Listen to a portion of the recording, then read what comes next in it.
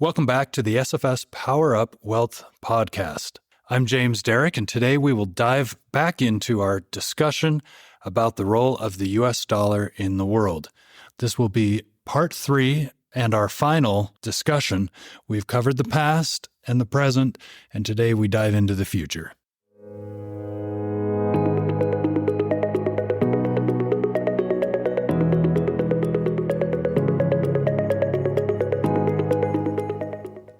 Welcome to the SFS Power Up Wealth Podcast, where we provide impactful insight and expert opinions on timeless financial principles and timely investment topics, preparing you to make smarter decisions with your money.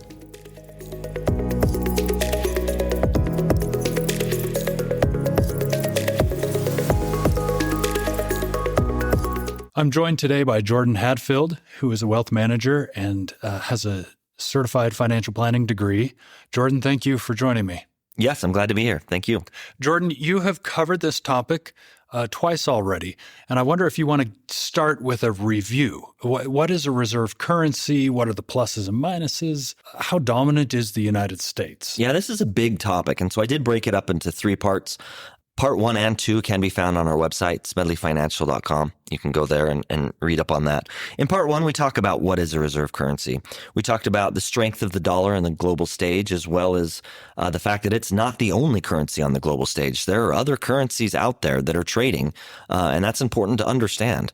And the strength of the dollar is volatile to some degree. It moves up and down. Sometimes we're, 70% of international trade. Sometimes we're 55%, right? And that's normal. So we cover that in part 1. We also talk about the disadvantages of being the issuer of the reserve currency. There are some disadvantages, but the advantages of having reserve currency status far outweigh those disadvantages. We talk about that in detail in part 1. In part 2, we talk about the fact that the United States is the 6th issuer of the reserve currency since the year 1450. So that's important to understand is how these other currencies kind of have come and gone. We talk a lot about the pound and how it was the reserve currency before the dollar and what happened there. How did the pound lose its status as the reserve currency and what happened to make the US dollar replace it? Another big thing to understand in part 2 that I want to highlight is the fact that we ditched the gold standard and what that meant. Leaving the gold standard has a number of different consequences, largely positive, but there's also something else that I want to hit on there, and that's the fact that when we left the gold standard, that had never been done before. And that sparked a tremendous amount of fear in the United States as well as in the global economy. We were the issuer of the reserve currency and we are ditching the gold standard. What does that mean? That scared a lot of people, both domestically and internationally. International governments started to sell the dollar. A lot of fear about de-dollarization at that point. But what happened? The dollar powered through stronger than anyone would have expected. The United States economy has taken off, and we've just further cemented ourselves as the economic leader and the powerhouse in the economic stage worldwide. So there's been lots of times of fear of de-dollarization. There's lots of things that we can focus on and worry about. This is not a new conversation, although it is one that is kind of starting to gain steam again, and for some good reasons. There's some things to talk about, but we'll dive into what the future looks like in part 3, which is what I hope to do now. Thank you, Jordan. One of the things I think I mentioned in the last podcast we did together was that there's not enough gold in the world to support the economies and the economic trade that's going on. And so moving away from the gold standard was something that needed to happen in order to allow the economies to grow. And of course, we dove into some other things as well. Let me mention again what you said, 6 world currencies since 1450. That's more than I would have thought. Yeah. And that makes me ask the question, is time almost up on the dollar? You're not the only one asking that question, James. A lot of people are asking that question, and that's what's motivated this 3-part series, right? Is a lot of people are worried. I'm starting to hear fears, both from clients and I'm seeing it online, and so I want to kind of get out ahead of it. So the fears make it sound almost like it's a mystical thing, but in reality, there are some concrete things that make a currency the world currency. What is it, Jordan, that would crown our currency or the next world currency? Great question. The first thing I want to state is there is no international law that says that the dollar has to be the global reserve currency. We became the issuer of the reserve currency for a number of different reasons. There are some unofficial qualifications that have to be met.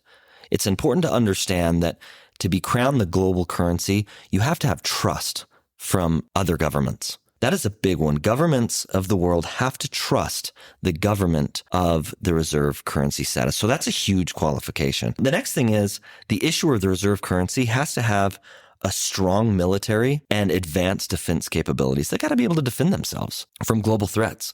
They are a huge part in the economic system worldwide, and they've got to be able to back that up if they need to with military power. So that's important. And I think that's largely why we often spend so much as a government on military spending. It's to protect our citizens, but also it's to protect our ability to defend a world currency. It's an avenue that a lot of people don't walk down when we're talking about government spending. Okay, so we've only hit two so far. Yeah. Financially trusted and world power militarily. Not just financially trusted in many different ways. Yeah, trusted in every way. I mean, you've got to be able to trust that your government's going to act morally, that they're going to lead from a position of honesty and integrity. But yes, they need to be trusted financially as well. Okay. I mean, that makes me think there are not a lot of countries that even check those two boxes. You're right. There are not a lot of countries that check those two boxes. What else does a country need? Another thing that needs to be present in order to issue the reserve currency is you have to have deep and liquid bond markets. This is a box that few countries can check. These are not easy qualifications to meet. There are very few countries that can meet these. The fourth, I would say, is the country must have a long history of stable currency operations, capable of handling trillions per day in trade. So they have to have a huge economic system that's stable, that's capable of handling world trade. We're talking trillions of dollars per day. And then lastly, I would say the country has to be stable. It has to have a stable and trustworthy banking system, capable of handling several hundred thousands of transactions every single second. So a massive financial demand as far as structure to be able to handle the trades required that happen every single second on the global stage. I mean, this makes total sense. So, and you said there are pluses and minuses, and the pluses by far outweigh the minuses. Now, when you've used the term weaponization, yes, in an article that you wrote, define weaponization. Is that just kind of taking advantage of your position of strength and maybe going too far? What is weaponization? Yeah. So to get into weaponization of the dollar in this case is what you're referring to. You need to understand that many countries want to be the reserve currency issuer because of these advantages. There are hundreds of countries that would kill for the opportunity that America has. So it's not new that other countries are talking about becoming, the reserve currency or doing everything they can to strengthen their currencies, their economies, and eventually become the issuer of the reserve currency. This is not new, and it's never going to end. Every country wants to be strong, wants to be on top, right, if they can. America is considered the greatest country on earth for a reason. And we use that power as the issuer of the reserve currency in a number of different ways. As I talk about in part one, a lot of our economic policies have to take into account other countries. Right? That's important. That's a responsibility as the issuer of the reserve currency leader. And part of that is enforcing international law. And one thing that our government has done increasingly is what has been considered as weaponization of the dollar. So most recently, we have issued sanctions against Russia. What does that mean? So a sanction is something that a government can issue towards a company or a country to block their ability to trade in that country's currency. Okay, so for example, Russia invades Ukraine. The Western world does not approve of this. They do not like it. They want it to end. However, they don't want to send troops over there. We don't want to put boots on the ground and start World War III. So What's a way that the United States can fight against Russia without fighting against Russia, without risking human lives? And that is using their position as the reserve currency leader. We've issued sanctions against Russia that has prevented them from trading in the US dollar. So if Russia then wants to do trade with China or Iran or Saudi Arabia or even Germany, they don't have access to the dollars. Not only do they not have access to the dollars, to their dollars. In other words, the bank accounts have been frozen, assets have been frozen, right? But they don't have the ability to access dollars in their central bank and trade internationally. So there's multiple different avenues of these sanctions, and this is complex, right? We could do a 3-part series just on that. No, but this is making some sense. And so we're hearing something about the BRICS currency between some of these emerging markets. And what you're telling me is that is not something they are proactively doing. That is reactionary because we have kept them out of some of these countries out of the financial system. We've blocked them. Well, yes and no. I think they are proactively working together. The BRICS countries, by the way, BRICS stands for Brazil, Russia, India, China, and South Africa. Okay, they're known as the BRICS countries, and they are emerging markets, and they are growing very fast. Their economies are growing very fast.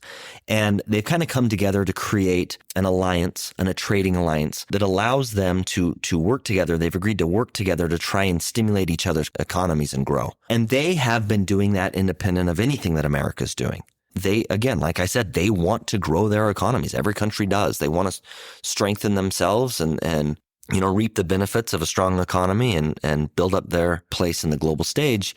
However, with, most recently with Russia invading Ukraine and the fact that we have blocked Russia's ability to trade internationally in the dollar has fueled that desire because Russia doesn't have a choice. They can't trade in US dollars. And despite what Russia's reporting, this has been devastating to their economy. It's had a huge negative effect on their economy. They're forced to deal with that. And so they are trying to figure out ways to trade with China and with some of these other countries outside of the US dollar. And this isn't a surprise. When we issued these sanctions, we knew that would happen. We forced their hand. But that has stimulated a lot of their desire, Russia and China and some of these other countries, to work outside of the dollar. The truth is, not every country agrees ideologically with the West. And many of these countries would love to be able to act without economic consequence. They would love to be able to invade other countries and manipulate the dollar and steal intellectual property, online and not have to worry about economic consequence. The West is going to enforce that. And they don't like it. So they would love to figure out a way to trade outside of the US dollar because hitting them in the pocketbook is where it hurts them the most. This isn't new and this isn't a surprise. We have forced Russia to trade outside the dollar. China would love to strengthen their position and figure out a way to trade outside of the dollar. And that's what the BRIC companies are trying to do to some degree. However, they still rely on the dollar. Russia can't trade on the dollar, but these other BRIC countries still rely on the dollar. Only about 16% of all global trade is tied to the BRICS countries, and over 50% of that trade is still reliant on the US dollar. Let's just hit one more question on this, and then we'll move on. Yeah. Is it a threat to the US dollar? That's a loaded question, right? Is it a threat to the US? Let's talk about China a little bit, because most people think China is the biggest threat. They now have the largest economy and they are growing quickly. They are not shy about their intentions to surpass the US in every way, shape, and form, including their desire to become the global reserve currency. They would love that. But China, doesn't check the boxes that we outlined earlier as far as qualifications of being a reserve currency. But I want to highlight that they are manipulating foreign exchange markets in many different ways. And I kind of want to talk about that a little bit just because I get a lot of questions about it. China in the 90s, they were importing a lot of goods. And they realized that they could grow their economies more if they began to export, if they began to sell Chinese goods to other countries at a faster rate. They could build their economy faster. So what they did is they intentionally devalued their money, the RMB. They devalued it. And what that meant was for them to export Chinese goods all of a sudden became a lot more affordable for other countries. But it also made importing goods a lot more expensive. The Chinese were no longer able to afford to import because their currency had been artificially devalued, and globally it decreased the price of Chinese goods. So companies all over the world began to import Chinese goods, and then they were exporting their own currencies. The U.S. buys a lot of Chinese goods. China is dependent on U.S. imports. In other words, we send Chinese U.S. dollars and we import Chinese goods, and this has stimulated Chinese economy to a significant degree. Now, according to, foreign exchange policies, these exporting surpluses balance out. And the reason being is if a country's exporting a lot of goods, the demand for their currency goes up. And as the demand for their currency goes up, the value of that currency goes up and the value of exports go up, which means the citizens of that country, if they're enjoying a stronger currency, they can afford to import, and other countries, it's more expensive to import. I'm going to jump in right here just to recap what you said in a few words. Yeah. Basically, they devalued so that they could manufacture there in the country and export. But there should be a natural equalization. Correct. That occurs over time, bringing that currency back up. Yep. That currency comes back up. Chinese civilians are able to import and exports become more expensive, right? And so other countries are not importing Chinese goods because it's more expensive. China has continued to keep their currency low despite that. So they haven't allowed that natural balance to take place. And in keeping their currency low, they have done a couple of things. Number one, they've grown their economy at a tremendous rate. But two, they've also imprisoned their own currency to some degree. If the value of their currency goes up, exporting Chinese goods from that country become very expensive. We know the quality of Chinese goods isn't great. So the reason why we buy them is because they're cheap. But if they were to double or triple in price and not double and triple in quality, no one's going to import Chinese goods. And that is going to be disastrous for the Chinese government. So they have intentionally kept the value of their currency low. And this is a market manipulation. So that can be problematic because they are so reliant on the US dollar, on trade with US dollar. This has allowed China to bring in a massive amount of US currency, of dollars. And they haven't been honest about the US dollar they have in reserves. Nobody knows how much China has in reserves, and it's estimated that they're greatly underreporting. This is problematic for a couple of reasons, and I'll get into that. The other thing they're doing is they're buying a lot of treasuries, US treasuries. They're buying a lot of US debt. And so a lot of people are concerned about China. What happens if A, they dump their US treasuries, right? That would spike inflation rates here at home. And B, what happens if they sell off all their dollars? They flood the global market with dollars, that devalues the dollar, and the strength of the dollar could plunge. So these are some reasons that people really fear the manipulation that China is undertaking and, what they can do in retaliation to the U.S. government and how that would impact the dollar on the global stage. So the idea that the Chinese yuan would become the new world currency sounds like it's a no-go right now because there's just not enough trust because of the manipulation. And now you're bringing up another point, which is the weaponization of the dollar, not by us, but by someone else. Yeah. Do you want to dive into that? I get a lot of questions about it. A lot of people think that China's, moving to overpower us.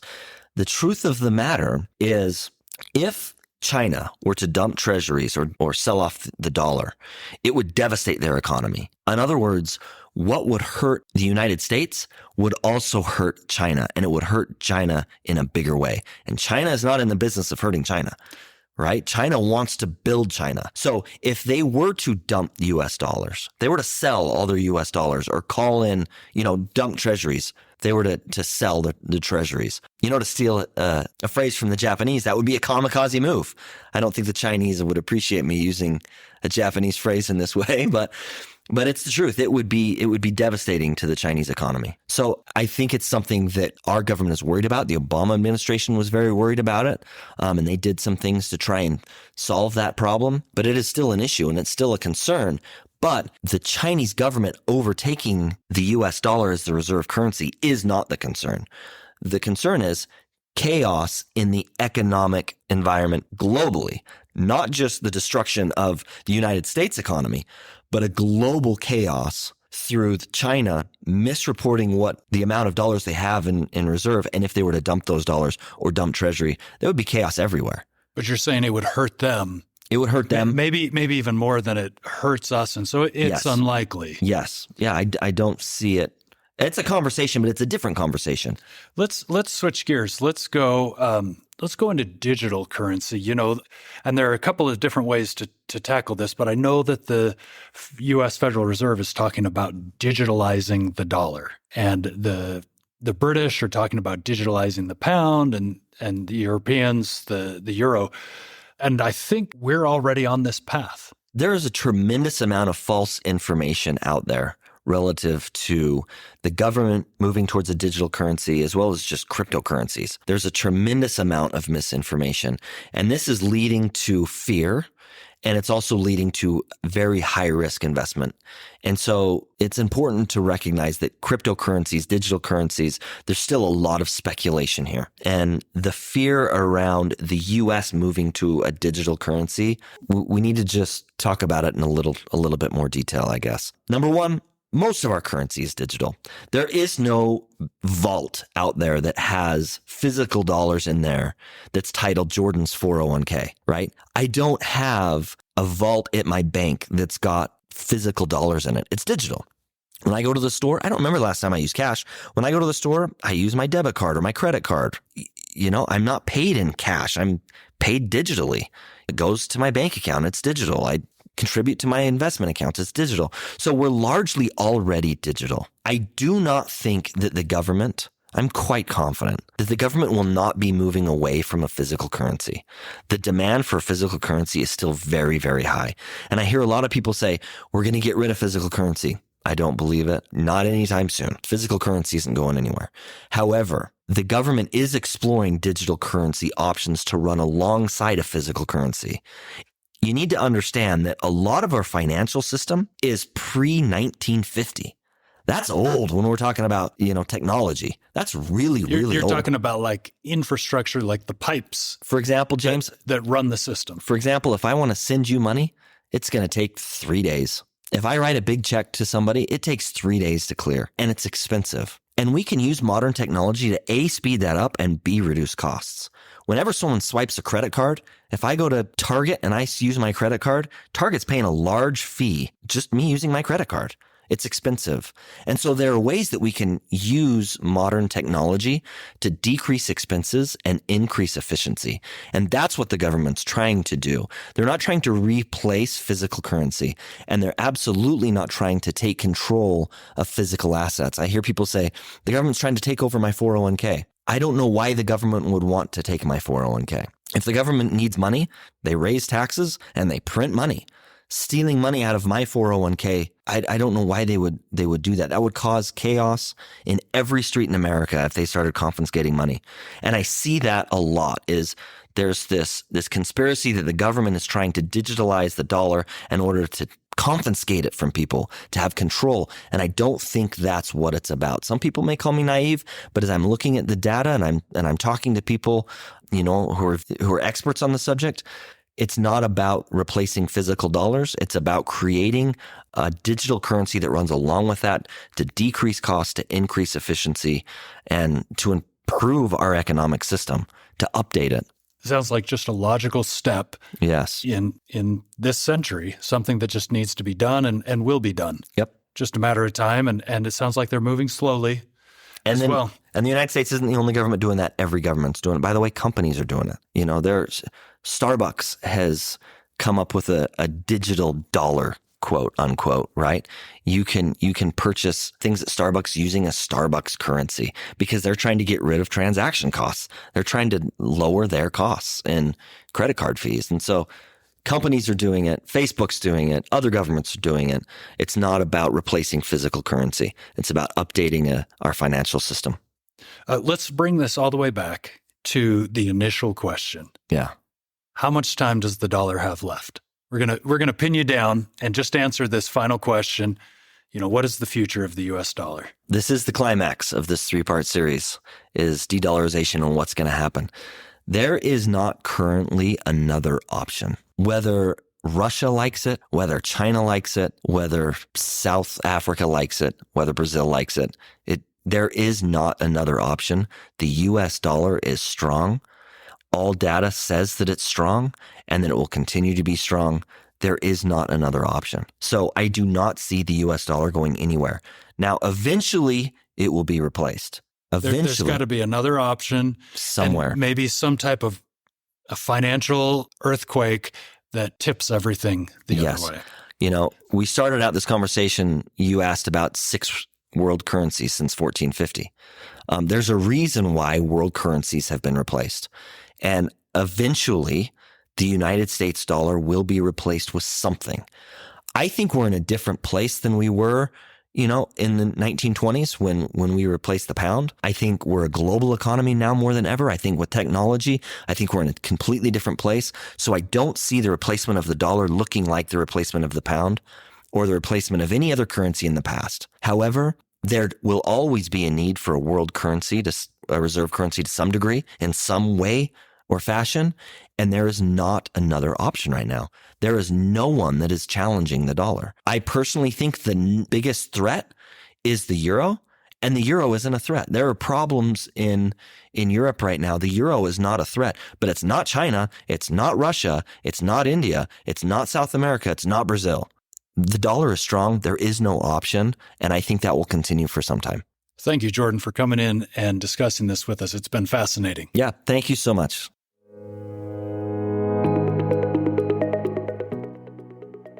Thank you for joining the Power Up Wealth podcast.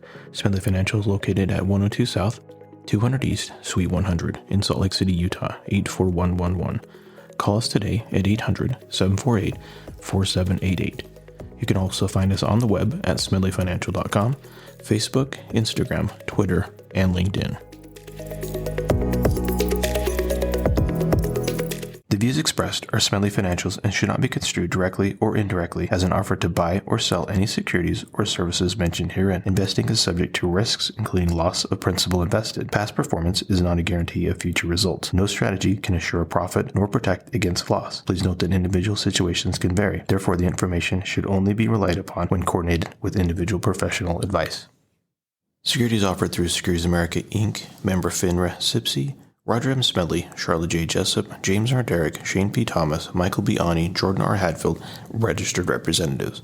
Investment advisor representatives of Smedley Financial Services, Inc. Advisory services offered through Smedley Financial Services, Inc. Smedley Financial Services, Inc. and Securities America are separate entities.